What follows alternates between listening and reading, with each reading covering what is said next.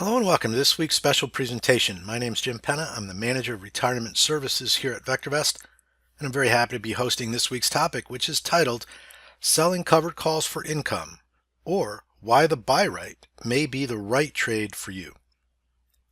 My goal in this presentation is to illustrate the ability of covered calls to serve as a source of safe, steady income when done correctly and with the proper process in place.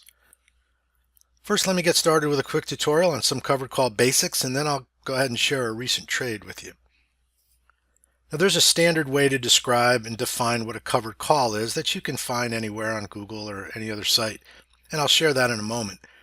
But for me, the best, most clearest and concise explanation that I've seen is from a gentleman named Lee Lowell, who wrote a book called Get Rich with Options, and he laid it out this way.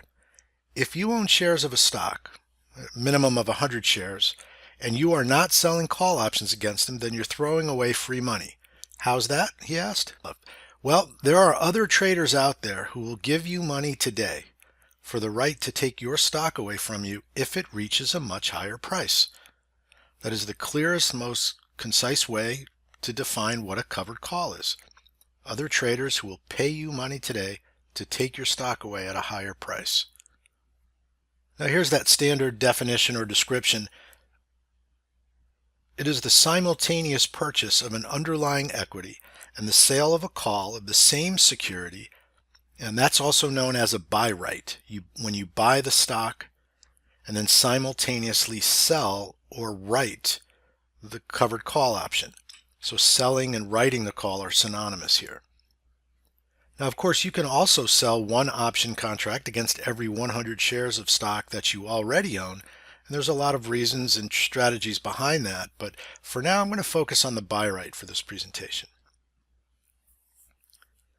Let's take a second and talk about call options. Now, a call option is a contract. An option is a contract. And like any contract, it has strictly defined terms and conditions. And it's also a security that trades just like a stock. There's a bid price and an ask price. There's a market maker who is tasked with providing a fair and orderly market. And so it trades the same way as a stock. Now, the buyer of a call option has the right to buy a stock at a certain price, which is called the strike price, on or before a certain date, which is called the expiration date. And again, these are the strictly defined terms and conditions of the contract. Now, the seller of a call option gets paid, right? The buyer pays money, it's a debit to his account, and he is awarded rights.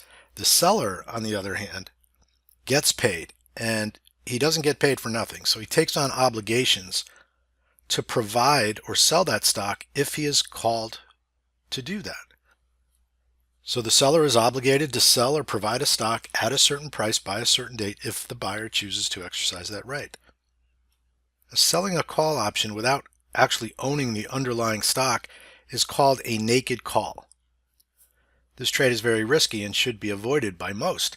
The naked call means that if the stock rises in price, you have to go out into the open market and pay a higher price to deliver that stock to the buyer of the call option at the strike price you agreed to. That's why the covered call is much safer.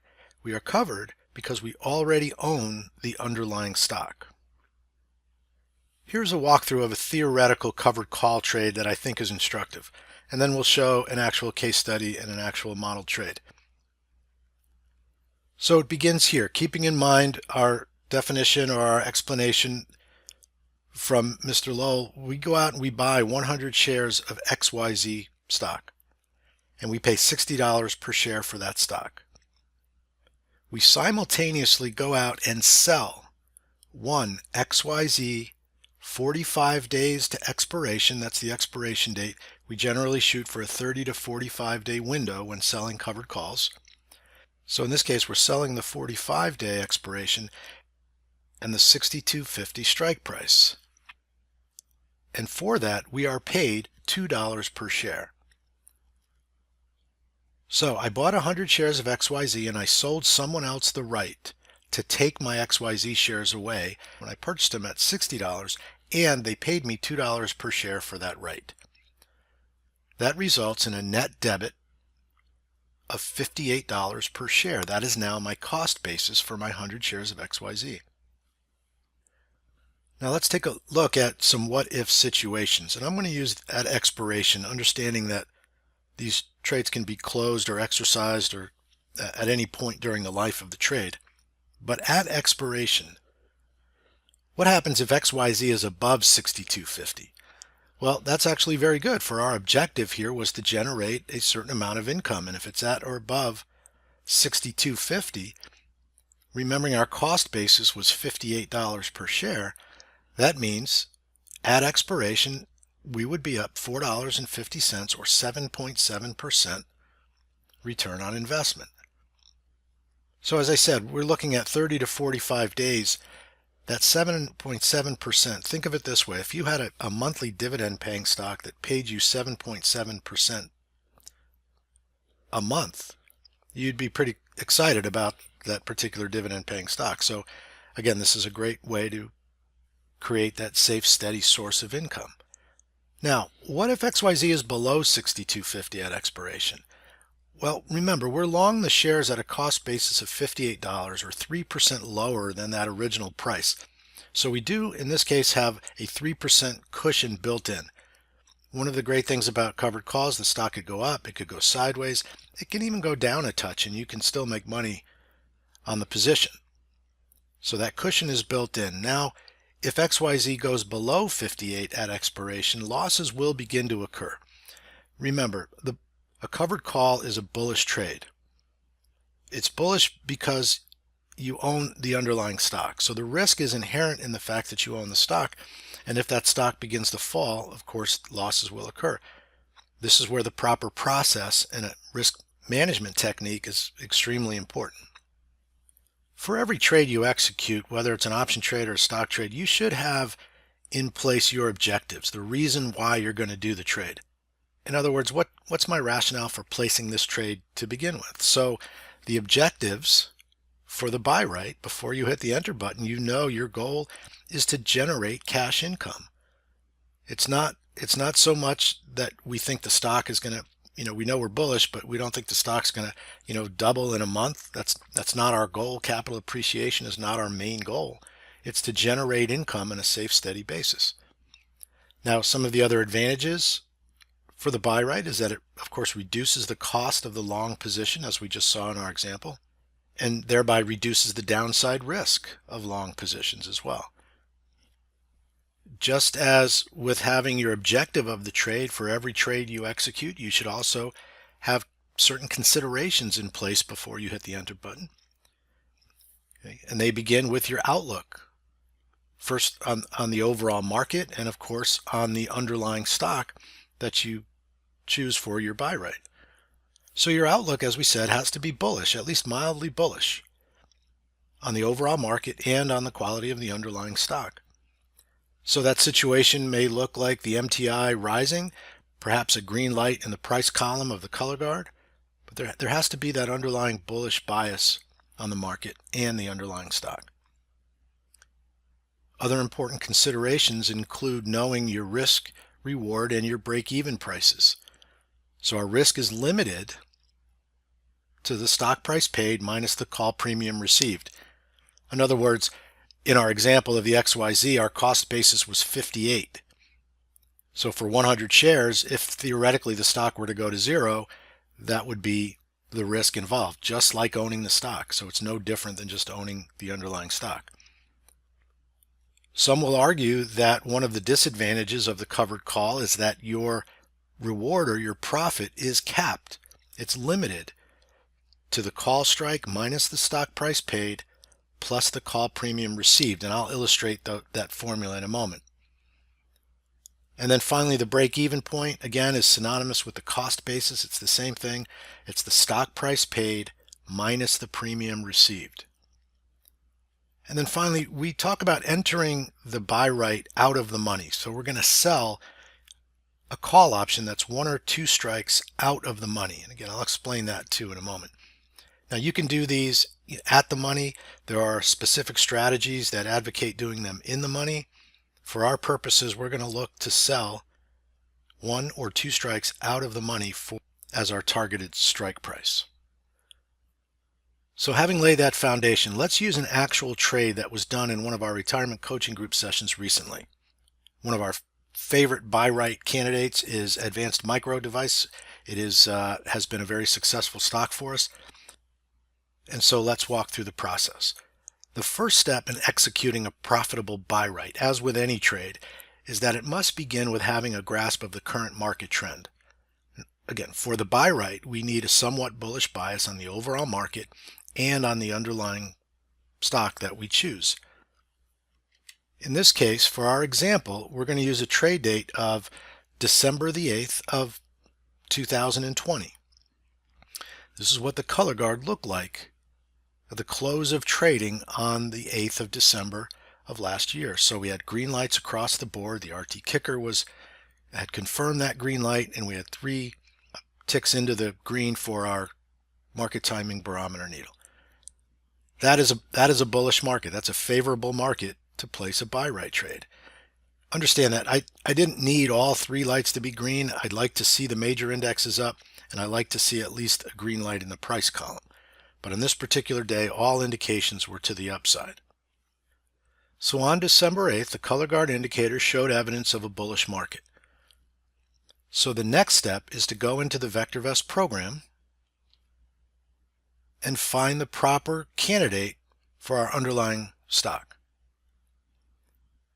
To do that, I would click on the Unisearch tab along the main toolbar, and what I've done is set the date here. You can click in that date box and I can take it back to the date of our example trade here and see that one of my favorite searches in the program, and a great one for finding covered call candidates, is Premier Growth Stocks. The one tweak I make to the built-in Premier Growth Stocks is I put a price tag on the underlying stock, so the price has to be less than $100 to make the list. It depends on the size of your portfolio. Generally, for a $50,000 or $100,000 portfolio, we'll keep that stock price below $100. So on that date, after running the search that day, this was at the close of trading, AMD actually came up 3rd on that list on Premier Growth Stocks. And so being familiar with the stock, having it being a successful trade for much of 2020 for our buy rights, I chose AMD as our candidate for December 8th, 2020. There's also a search I created for the retirement income portfolio. It is basically Premier Growth Stocks, and I added a couple of fundamental parameters to it and put the price tag on that as well.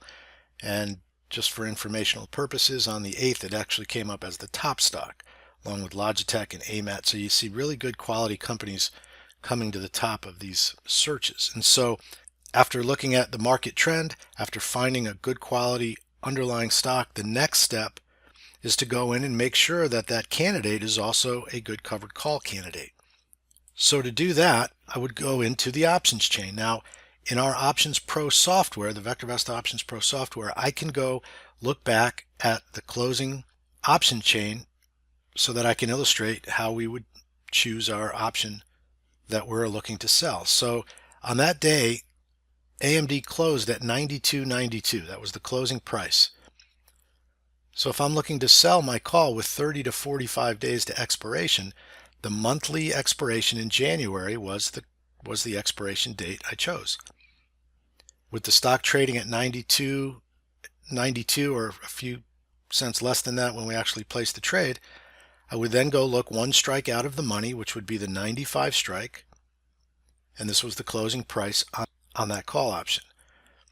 There are other considerations, the volume and certainly the open interest. Now, it's a very popular stock to trade options on. The liquidity is not an issue at all. The open interest was over 16,000 contracts. We want open interest to be at least 100 contracts for liquidity. There's never a problem with that with AMD. 30 to 45 days to expiration, 1 or 2 strikes out of the money. I could easily have gone to the 97.50 strike and took in a little less money with more capital appreciation potential. In other words, a lower delta. Some would argue that you could even go to the 100 strike and take in roughly $3.50 per share and have much more capital appreciation potential on the covered call. In this particular example, I chose the 95 strike. which leads us to our AMD case study. So just to recap, I checked the daily color guard report and it told me that our indicators showing that the overall market was in a bullish trend. I then went into the Unisearch tool and using some high quality searches found one of our favorites, Advanced Micro, for our buy right candidate, a good quality underlying stock that met on the option chain the requirements we look for in our buy right choices. So let's set the trade up.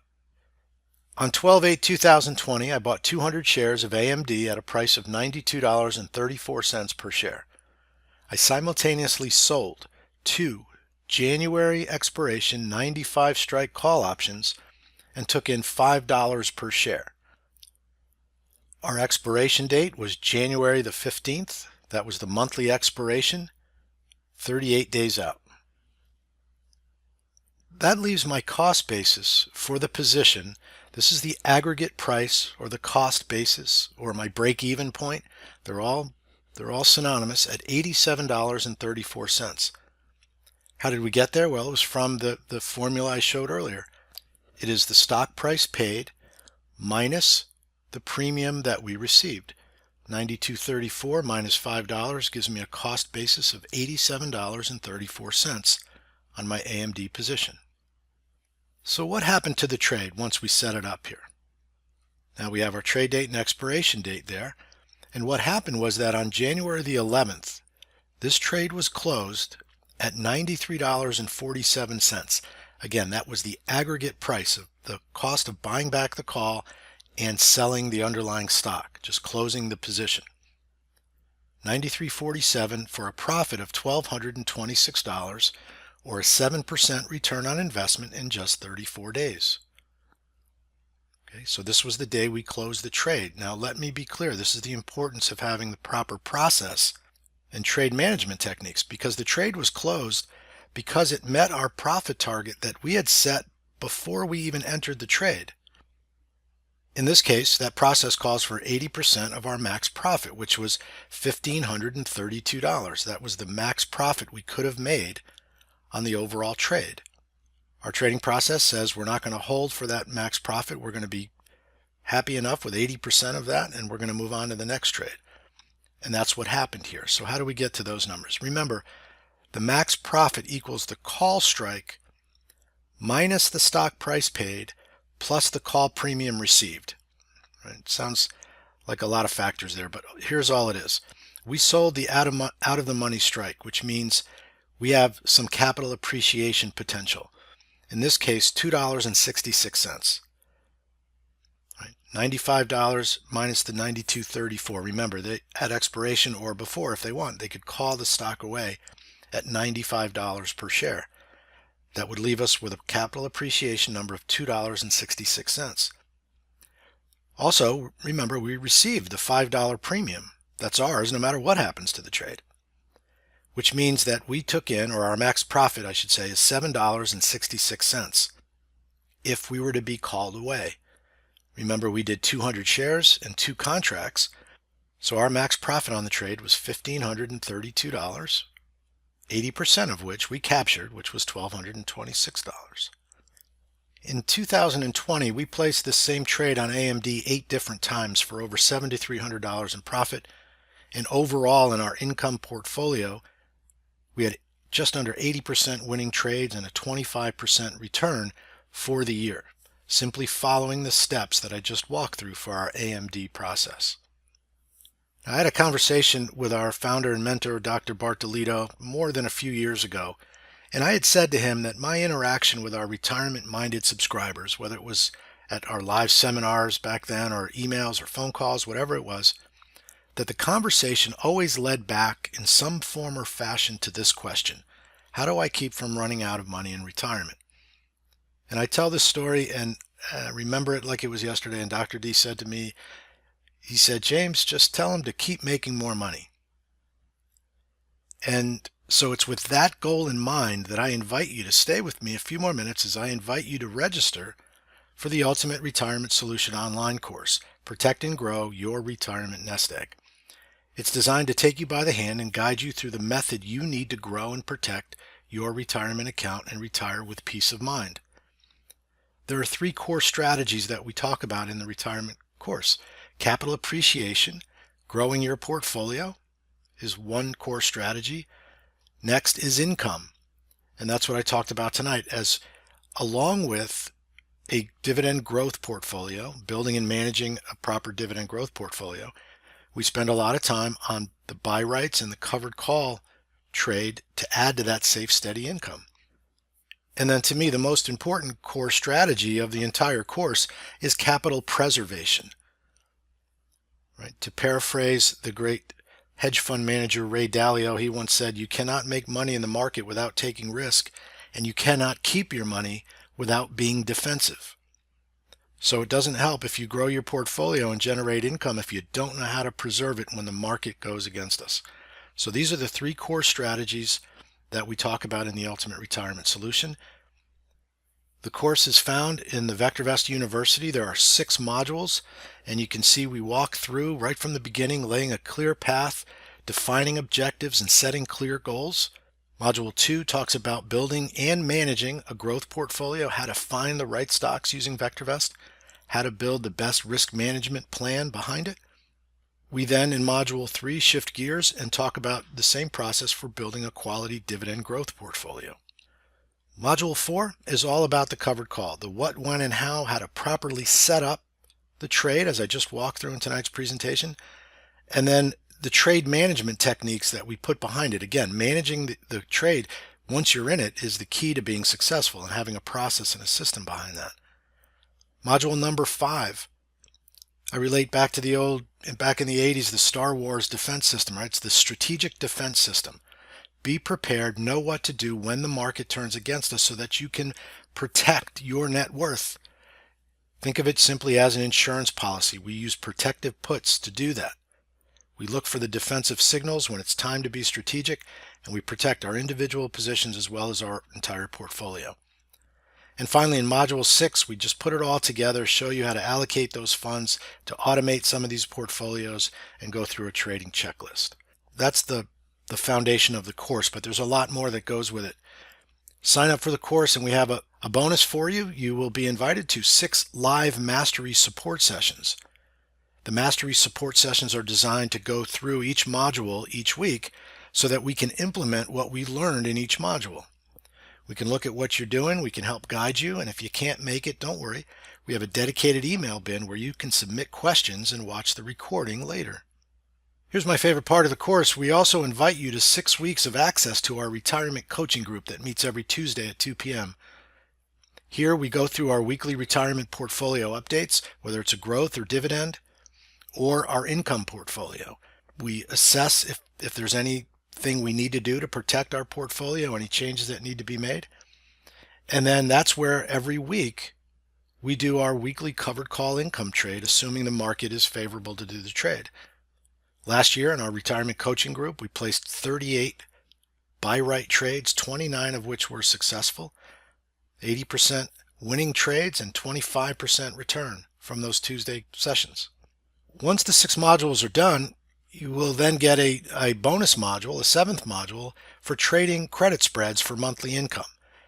It's a great way to open another income stream with high probability trades, and we'll introduce you to that as well. So I look forward to you joining me for the URS online course. The regular price for the course is $995. We're going to offer the early bird price of just $595. If you go to www.vectorvest.com/URS, you can sign up for the course there. It'll give you more information and allow you to register. Keep in mind, after the course is over, if you show you've done the work, we will gladly give you a 100% refund if you're not satisfied with the course material. So vectorvest.com/URS.